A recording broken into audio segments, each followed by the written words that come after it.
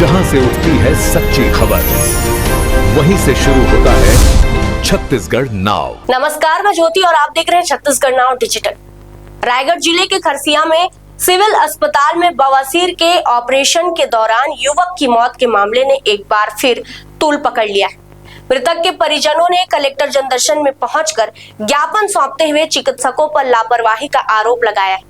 परिजनों ने postmortem report उपलब्ध कराने, दोषी डॉक्टरों और स्टाफ पर कड़ी कार्यवाही करने तथा मामले की निष्पक्ष जांच की मांग की है। खरसिया निवासी रावेंद्र प्रसाद ने कलेक्टर को सौंपे ज्ञापन में बताया कि उनके पुत्र तामेश्वर शर्मा उर्फ प्रद्युम्न का 25 जून 2026 को खरसिया सिविल अस्पताल में बवासीर का ऑपरेशन किया गया था। आरोप है कि ऑपरेशन के दौरान चिकित्सकों की लापरवाही के कारण उनके पुत्र की मौत हो गई। परिजनों का कहना है कि मौत होने के बावजूद चिकित्सकों ने इस बात को छिपाते हुए युवक को गंभीर हालत बताकर रायगढ़ के एक निजी अस्पताल रेफर कर दिया। परिजनों के अनुसार जब युवक को रायगढ़ स्थित निजी अस्पताल पहुंचाया गया तो वहां मौजूद डॉक्टरों ने बताया कि उसकी मौत काफी पहले ही हो चुकी थी। घटना के बाद परिजनों ने खरसिया पुलिस चौकी में शिकायत दर्ज कराई थी और स्थानीय लोगों ने भी मामले को लेकर प्रदर्शन किया था। उस समय प्रशासन की ओर से जांच और कार्यवाही का आश्वासन दिया गया था।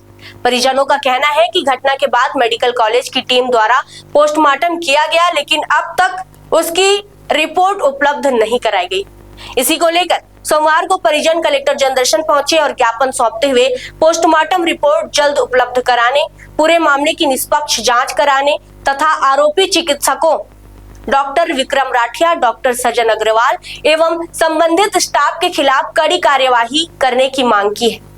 मैं मेरे छोटे भाई तामेश्वर शर्मा उर्फ प्रद्युम्न को सिविल हॉस्पिटल खरसिया में पाइल्स के इलाज के लिए ले गया था, जहां उसका इलाज विक्रम राठिया डॉक्टर को दिखाया तो डॉक्टर ने 1 हफ्ते की दवाई लिखी थी और बोला कि ज़रूरत पड़ने पर ऑपरेशन कर देंगे।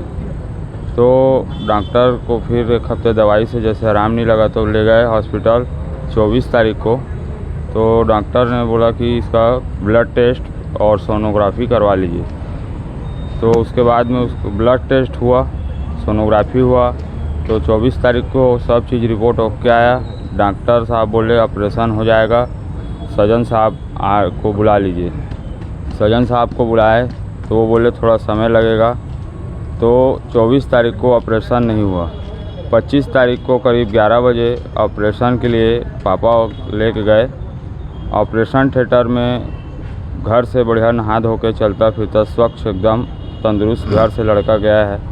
11 बजे ऑपरेशन थिएटर में उसको ले गए हैं और उसके जस्ट आधा घंटा बाद पापा को बुलाए हैं कि महाराज जी आपका लड़का बेहोश हो गया है, सांस नहीं चल रही है, तुरंत इसे रायगढ़ रेफ़र करना पड़ेगा। और मुझे नर्स के द्वारा एक सुई लेने भेज दिया गया कि ये सुई बहुत ज़रूरी है, इसके लगने पर उसका कुछ प्रभाव ठीक हो सकता है कर। तो मैं सुई लेने चला गया। सुई लेने गया तो वहाँ गीता हॉस्पिटल जाएंगे बोली नर्स, तो वहाँ गीता हॉस्पिटल में नहीं मिलेगा करके फ़ोन आया। पद्मावती हॉस्पिटल गए, वहाँ कुछ देर बाद इंजेक्शन को वहाँ का मेडिकल वाला दिया और उसके बाद में हमको जैसे ही उसको मेडिकल से हॉस्पिटल पहुँचे उतने में भाई को एम्बुलेंस में लेटा दिया गया था। और जबकि हम वहाँ ऑपरेशन थिएटर में थे तो एम्बुलेंस के लिए हम बोले भी नहीं थे। डॉक्टरों ने ही अपनी मर्ज़ी से उसे तुरंत एम्बुलेंस में लोड करवा दिया था। और जैसे ही हम इंजेक्शन लेके आए तो नर्स ने एम्बुलेंस में ही उसे इंजेक्शन लगाया और तुरंत हम लेकर उसे रायगढ़ मेट्रो हॉस्पिटल ले गए, जहां डॉक्टर के द्वारा उसकी मृत्यु घोषित कर दी गई। अभी आप लोग क्या चाहते हैं? अभी हम यह चाहते हैं कि हमें डॉक्टर के ऊपर कड़ी से कड़ी कार्रवाई की जाए और उसका लाइसेंस रद्द किया जाए, जिससे किसी और गरीब परिवार का बच्चा आज उनके हाथों से ना निकले। हमें बहुत विश्वास था हॉस्पिटल के डॉक्टरों के ऊपर, क्योंकि हम वहाँ उनसे जुड़े हुए थे, हमेशा स्टाफ से भी जुड़े हुए थे। हॉस्पिटल में आप लोगों ने आंदोलन किया था, उस समय क्या आश्वासन मिला था? उस समय एसडीएम साहब ने आश्वासन दिया था कि आप अभी ले जाइए इन्हें, आप अपना क्रियाक्रम कर लीजिए, हम लोग एमपी रीवा के रहने वाले हैं। हम लोग ने सब को वहाँ ही ले जाके उनका सब अंतिम संस्कार किया। तो एसडीएम साहब ने कहा कि आप इन्हें ले जाइए, हमारी तरफ से पूरा आपको सपोर्ट है। आप आइए और आपकी कार्रवाई पूरी हमारे तरफ से होगी। आपको सरकारी वकील भी दिया जाएगा 57 करके हमारे तरफ से बोले थे एसडीएम साहब ने।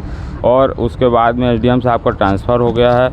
हम चौकी 3-4 बार मैं चौकी जा चुका। चौकी में मुझे रिपोर्ट पीएम रिपोर्ट के लिए आज कल करके घुमाया जा रहा है और पीएम रिपोर्ट अभी तक नहीं आई है और ना किसी प्रकार की कोई कार्रवाई। एसडीओपी साहब से नहीं, एसडीएम साहब नहीं मिले, टीआई साहब मिले थे, खरसिया थाना प्रभारी टीआई।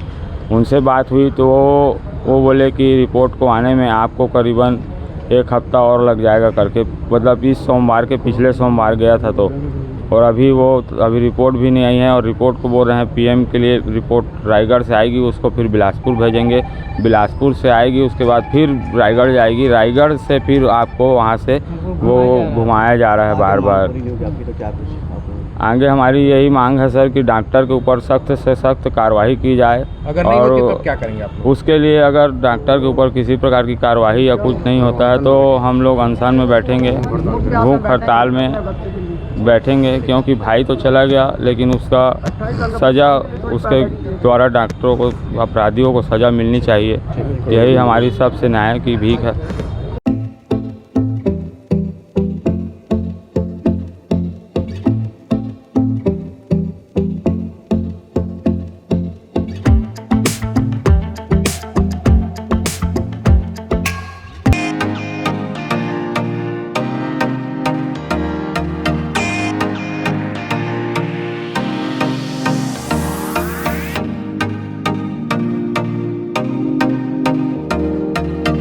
रायगढ़ में स्थित उत्तम इंटरनेशनल स्कूल 26 वर्षों के अनुभव के साथ एक अग्रणी शैक्षणिक संस्थान, सर्व सुविधा युक्त वातावरण के साथ स्मार्ट क्लासरूम और उच्च स्तरीय विज्ञान और कंप्यूटर लैब, साथ ही abacus class, phonics, OMR, CBT based परीक्षा पद्धति भी। सीसीटीवी कैमरा से होती है पूरे कैंपस की निगरानी। सुरक्षित परिवहन के लिए GPS युक्त बस सुविधा उपलब्ध। अनुभवी शिक्षकों के मार्गदर्शन से उत्तम इंटरनेशनल स्कूल रायगढ़ के बच्चों के लिए रखता है उज्जवल भविष्य की सशक्त नींव। विस्तृत जानकारी एवं एडमिशन के लिए संपर्क करें उत्तम इंटरनेशनल स्कूल, कृषि उपज मंडी के बगल, पटेल पाली, रायगढ़, छत्तीसगढ़। जहां से उठती है सच्ची खबर, वहीं से शुरू होता है छत्तीसगढ़ नाव।